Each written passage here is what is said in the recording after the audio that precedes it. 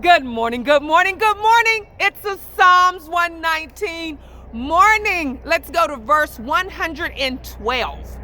I have inclined my heart to perform your statutes forever to the very end. Guys, it says what? I have inclined. I've bent my heart. I make it go in that direction so that I will perform. Just so happened this morning, I like to put in my Audible where I can hear things out loud. And so the study Bible's on there for first thing in the morning so I get God's word in, right? And so at church on Bible study, we are in 1 Kings. So I decided I would go back over last night's chapter, which was chapter 14, and that I would go to the next one for the next week, right? So 14 and 15. And I noticed how the scriptures kept going back and forth, comparing each king who did not keep God's statutes, but kept comparing them to David.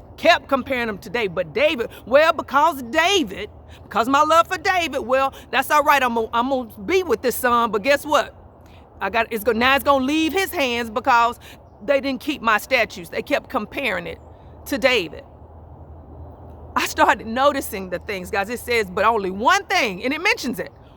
Only one thing did David not keep my statutes in, and that was about Uriah. Everybody knows about Bathsheba, but it was all about how he did Uriah wrong, went and got the one ewe lamb, right? If you take that in a practical sense, guys, we all know David wasn't where he was supposed to be. David was a man who was always in battle. He was the king of battle. But on this time, he done let the battle, everybody done left without him, and he's sitting up there basking up on his rooftop. Really? And then he got into trouble. So I'm going to tell you what little things are keeping you away from your goals.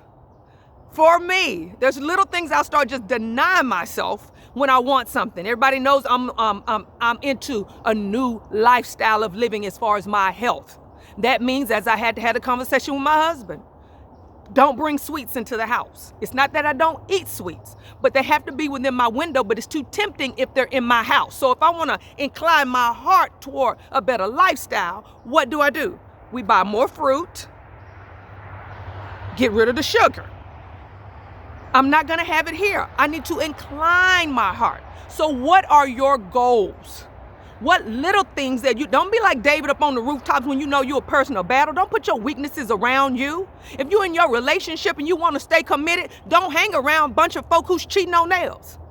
Or what? Your heart will start leaning toward those things that you are feeding it. So deny yourself some stuff. I know this topic keeps coming back up, but I want you to be productive. When I want to write, you know what I do? I turn my phone off and take it into the other room. Ask my family. One day they got to calling my boss looking for me because I wasn't answering that phone. But my heart I was inclining it toward being productive in my writing life. Incline your heart so that it'll what?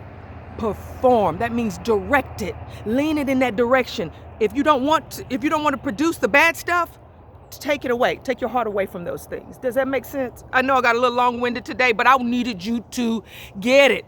We want the benefits and the blessings and where the word has history of talking about the things of how we kept God's statutes, how we were the apple of his eye. David wasn't the last one.